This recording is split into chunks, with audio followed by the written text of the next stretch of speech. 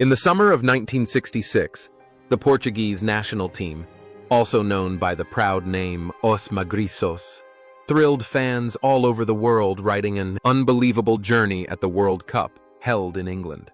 It was their first time participating in the biggest arena on the planet, but with a generation of outstandingly talented players and a fiery attacking style of play full of Latin improvisation mixed with wild power. They not only achieved success with a historic bronze medal, but also became an unforgettable part of the memory.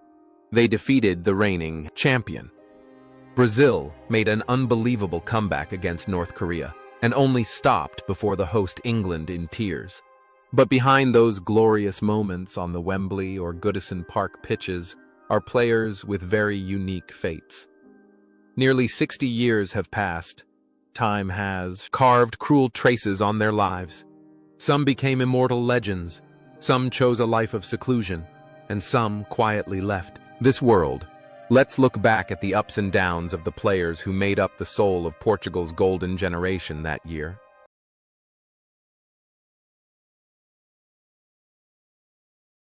Mario Coluna was the springboard for Eusebio to become the spearhead.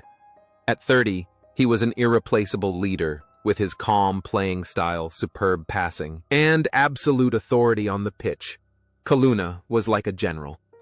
It was he who guided Eusebio from the beginning and at the 1966 World Cup. He was the one who kept the tempo, preventing Portugal's hotheads from being drawn into the violent play of their opponents. After leaving Benfica as one of its greatest legends, Coluna returned to his native Mozambique after the country gained independence. Unlike many players who chose the coaching path, Coluna went into politics and sports management. He served as president of the Mozambique Football Federation, even as the country's Minister of Sports. His life was a journey of a son who had returned to build his homeland, bringing experience from the top of Europe to develop Mozambique's fledgling sports industry. Coluna is a family man, quiet and responsible. He is passionate about the development of African football and works tirelessly to create opportunities for young players. Although he lives in Mozambique, his heart is always in Portugal, the place where he won glory. His dignity and leadership on the field were perfectly applied to his life. From a captain on the field, he became a leader of the country. Coluna was always the one to take the lead, a solid support for others.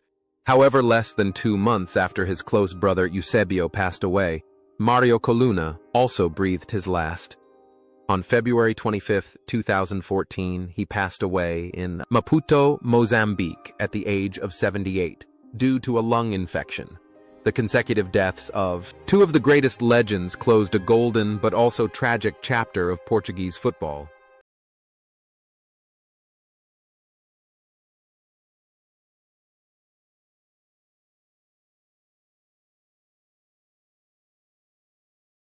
José Torres, at 6 feet 3 inches, was a towering figure in Portugal's penalty area. He provided the perfect wall for Eusebio, drawing defenders and scoring crucial headers, including the winner against the Soviet Union in the third-place playoff.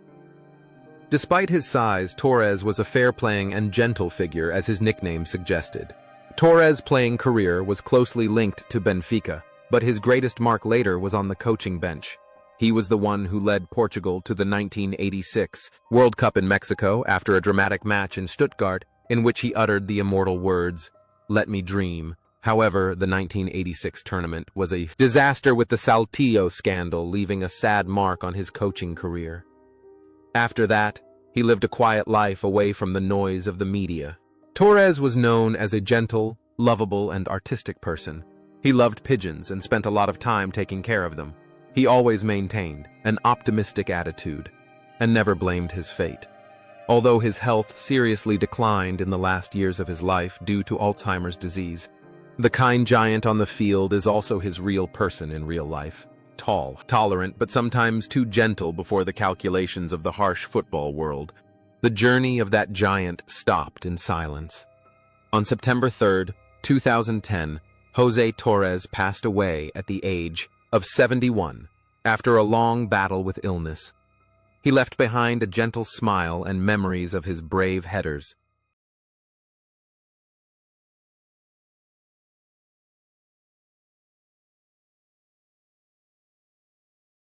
Antonio Simões, then 22, was the youngest of Benfica and Portugal's legendary attacking quartet. Small but incredibly quick and skillful, he was a terror on the left flank. It was Simões's pinpoint crosses that helped Torres and Eusebio shine. He was the embodiment of youth and explosiveness.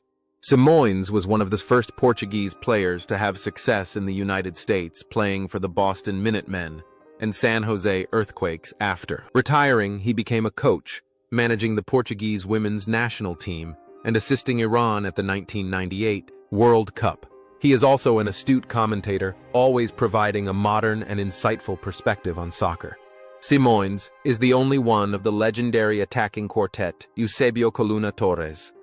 Simões, who is still lucid and active, he has become the keeper of the flame, the storyteller of the 1966 generation.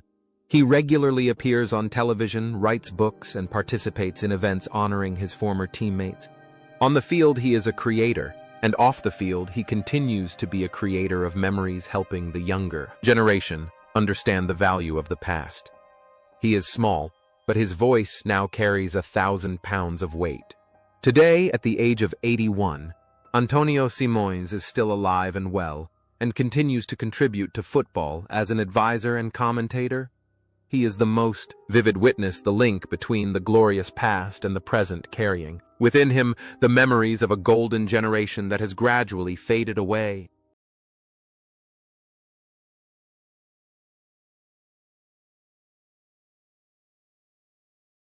Eusebio was not just the star, he was the sun around which the team revolved. Nicknamed the Black Panther, he had the speed of an athlete and the lightning strike of a gunner.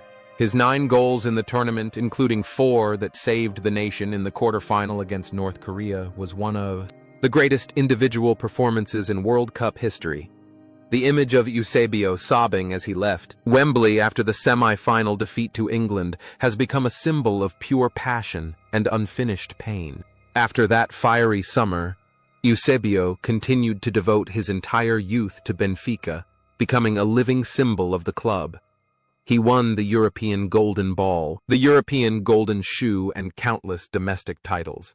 Despite receiving crazy offers from Italian and Spanish clubs, the policies of the dictator, Salazar, at that time considered him a national asset, making it impossible for him to leave Portugal.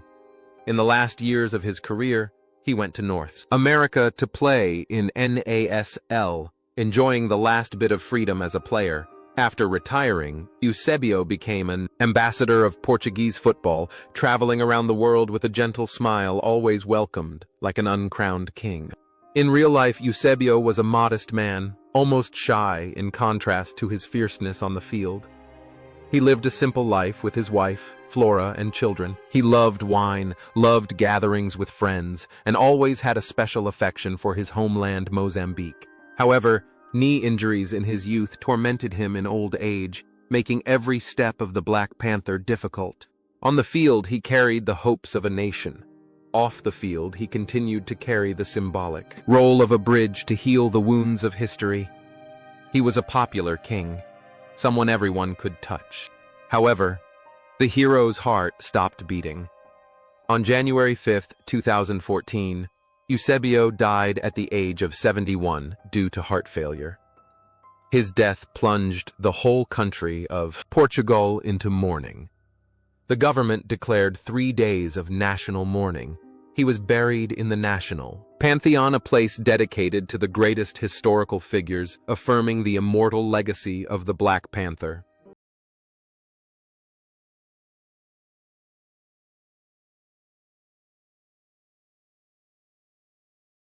José Augusto was a right-winger, scoring 3 goals at the 1966 World Cup, an impressive tally for a winger. He was not only a good attacker but also a great defender, providing balance to Portugal's super-attacking squad. After the glory of 1966, José Augusto soon turned to coaching. He led the Portuguese team in the 1972 Brazilian Independence Cup and, later, the national women's team. He also worked in Spain and left a certain mark. His life was associated with training and inspiration. His diligence and sharp tactical thinking on the pitch made him a respected teacher. He was quiet but effective, a man of the job. Today, at the age of 87, José Augusto is enjoying his retirement in Portugal. He is one of the few remaining members of that squad, and still meets up regularly with his old friend Simões to reminisce about old times.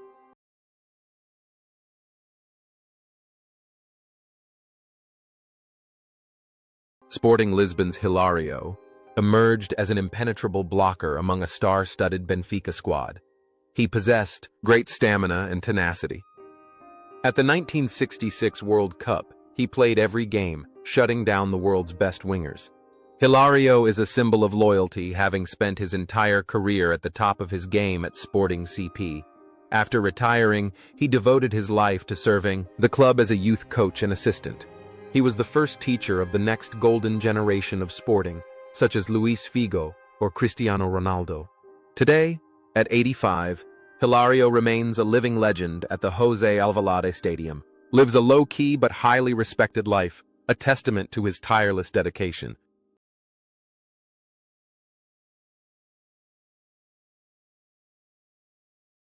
Vicente was a leader of the defense renowned for his clean yet powerful style of play.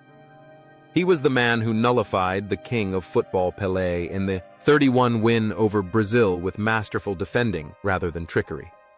His performances in England were considered one of the best center-back performances of the tournament. Tragedy struck Vicente just a year after the 1966 World Cup. A piece of glass from a car accident lodged in his eye, forcing him to retire early at the age of 32. While at the peak of his career, he lost some of his vision, but not his love for football. He continued to play for Belenenses and was honored as the greatest player in the club's history. Today, at 89, Vicente Lucas is the second oldest surviving member of the 1966 squad he lives with. Pride for a brief but brilliant career, and his wounded eyes are a testament to the sacrifices he made.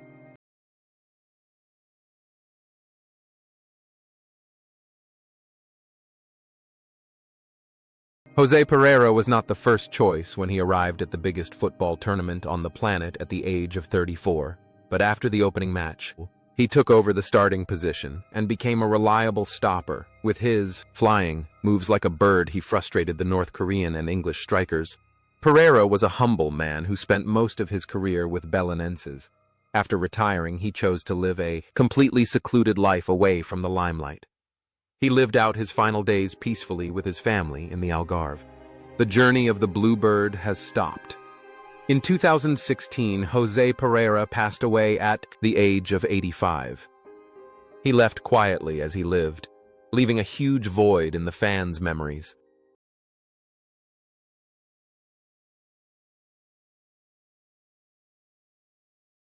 Jaime Graça was the team's heartbeat. He ran tirelessly, fighting for the ball so that the attacking stars could shine. His 21 goal in the third-place playoff against legendary goalkeeper Lev Yashin was the highlight of his life. He is deeply attached to Benfica not only as a player but also as a youth scout and trainer. He was the one who saw the talent of Nuno Gomes and many other stars. He lives a simple life and is dedicated to training. On February 28, 2012, Jaime Graça passed away at the age of 70 after a long illness. He passed away before his famous teammates, but his contributions were no less.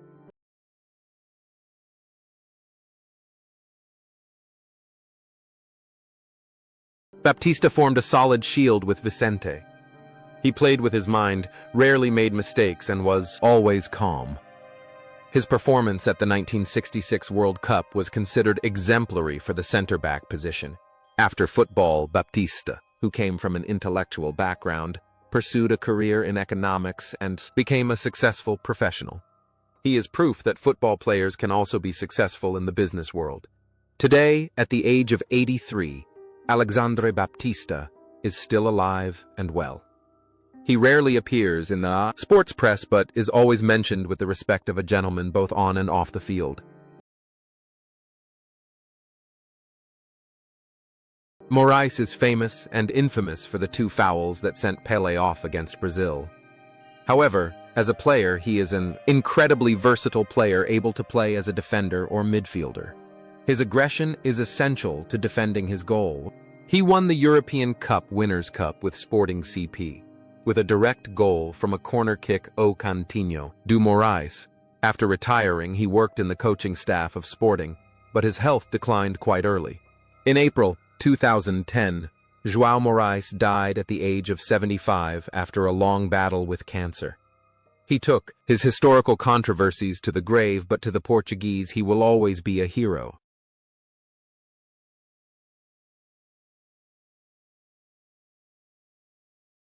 Festa was not the #1 choice, but when he was on the field, 3 matches he played with great effort, especially in the match against Brazil, contributing to locking down the opponent's explosive players. After his playing career, he lived a rather private life in his hometown. He suffered from serious illness in his later years. The latest sad news to hit fans. In early 2024, Alberto Festa passed away at the age of 84. His passing is a reminder that time is slowly taking away the last witnesses. Germano is the true big brother of the team. At 33, he is a world-class center-back, a 2-time European Cup winner with Benfica.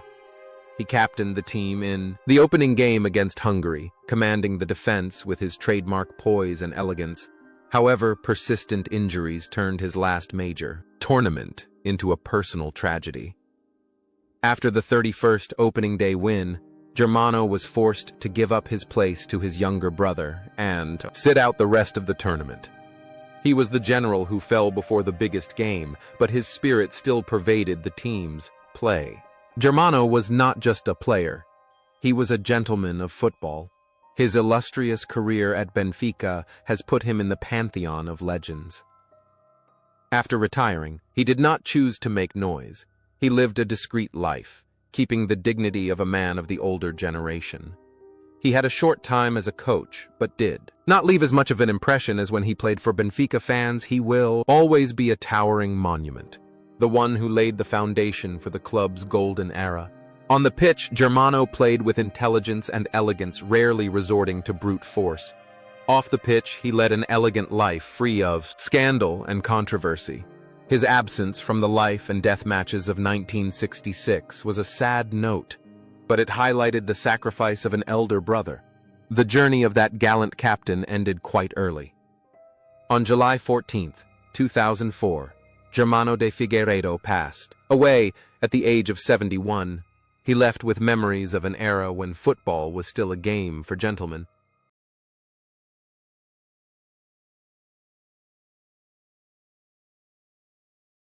José Carlos was the type of hard-working worker that every coach craved in a team of fiery attacking stars. At the 1966 World Cup, he only played 2 matches. But those were matches where he had to fight with all his might.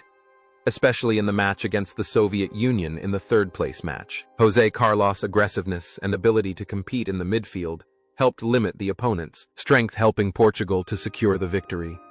He was a silent hero ready to fill any gap in the squad. In contrast to the Benfica core of the team, José Carlos is a living legend of rival Sporting Lisbon.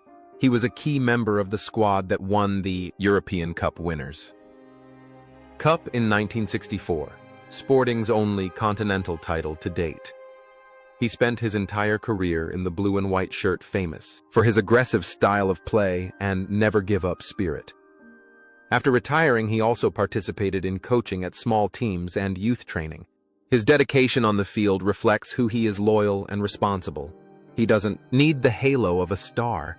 He just needs to complete the assigned task in the best way. Coincidentally and sadly, in the same year as his senior, Germano passed away. José Carlos also passed away. In 2004, he passed away at the age of 62 after a serious illness. His passing left behind endless sorrow for the Sporting Lisbon fan community.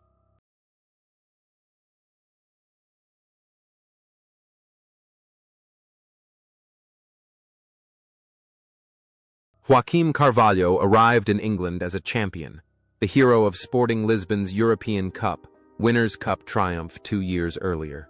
He was trusted to start the opening game against Hungary. Portugal won 3-1, but Carvalho had some shaky moments. in a short, pressure-filled tournament, coach Otto Gloria made the cruel decision to replace him with veteran Jose Pereira for the remainder of the tournament. Carvalho sat on the bench, watching his teammates make history, feeling forgotten in the midst of a triumphant triumph. Although the 1966 World Cup was a sad memory, Carvalho's career at club level was extremely brilliant. He was the Saint Iker of sporting at that time, famous for his extraordinary reflexes. After retiring, he remained closely associated with football and the community of former players. He regularly appeared at the 1964 Cup Winners' Cup celebrations, where he was always honored as the #1 hero. Carvalho was a cheerful, sociable man, although his eyes always contained a hint of sadness from the past. He lived his old age in his hometown, surrounded by the love of his family and the respect of his fans. He never regretted his decision, but was always proud to be part of Os Magriços. The goalkeeper position is the loneliest position on the pitch, and Carvalho experienced that loneliness to the fullest at the 1966 World Cup. But the way he overcame his sadness to continue to contribute showed the mettle of a true champion. The journey of the legendary goalkeeper has only recently ended. On April 5, 2022, Joaquim Carvalho passed away at the age of 84. He left taking with him a story of glory and cruel moments of fate, leaving behind a glove of memory for the next generation to follow.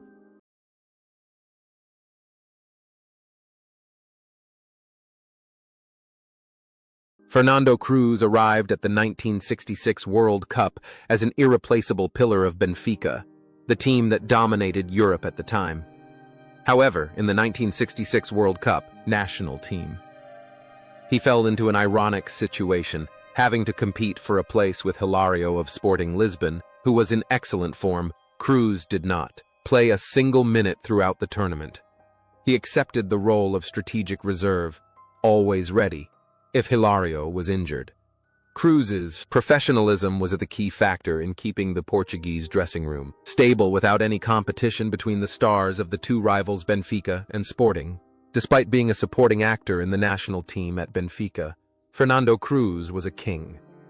He spent 11 full years at the top of his game for the Eagles, winning 8 national championships and 4 national cups, a huge collection of titles that any player dreams of.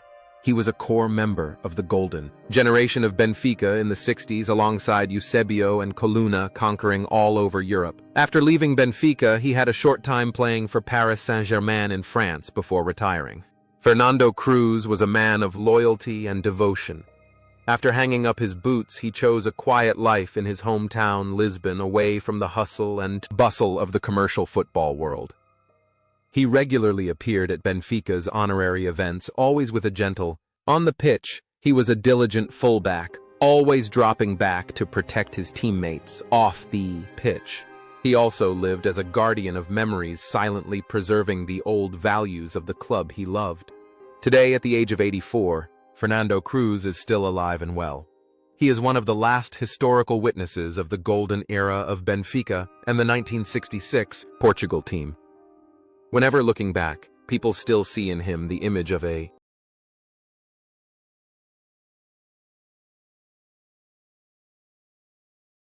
Fernando Perez was one of Portugal's brightest young talents in 1966. A part of Sporting Lisbon, he possessed excellent individual technique and a modern way of thinking. However, Portugal's midfield at that time was too crowded with names like Coluna and Graça, so Perez had no chance to show his talent in England. However, being called up at the age of 23 was an acknowledgement of his talent. Perez's career was an interesting adventure. He made his name at Sporting, then moved to Académica and Porto. But the biggest turning point was when he decided to cross the ocean to Brazil to play for Vasco da Gama and Sport Recife, a very rare thing for a European player at that time. In the land of samba, his technical style of play was warmly welcomed. After retiring, he became a coach, leading many teams in Portugal and leaving his mark on the philosophy of attacking football. Perez was a free-spirited person, fond of exploration, and not afraid of challenges. Going to Brazil to play showed that he was open-minded and wanted to seek new experiences. He is always remembered by his students and colleagues as a dedicated teacher, a funny friend with a treasure trove of interesting stories about football on both sides of the ocean. His spontaneous playing style and his nomadic career had an uncanny resemblance. Perez was never content to sit still, always on the move, seeking joy just as he moved tirelessly on the pitch. However, the longest journey of that wanderer has come to an end. On February 10, 2019, Fernando Perez passed away in a hospital in Lisbon after a long illness at the age of 76. His passing left a deep sorrow for both Portuguese football and his fans in Brazil.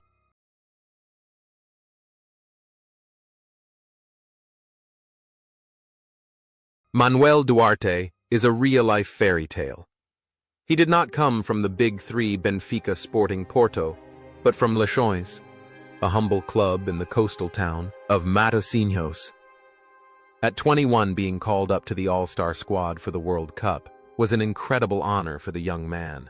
Although he did not get a single minute on the pitch due to the huge shadow of Eusebio and Torres Duarte's presence was proof that the national team's doors are always open to genuine talent regardless of background. Returning from England, Duarte was welcomed as a hero in his homeland. He continued to play for and became the greatest legend in the history of Leixões club. Later, he had time to play for Sporting CP and Porto, but his heart always belonged to the coastal team. He was a symbol of loyalty to his roots, an idol for children in small teams, dreaming big. Duarte lived a simple life close to the breath of the ocean. He was affectionately called Uncle Duarte by the people of Matosinhos. He never pretended to be a World Cup star but was always sociable and approachable.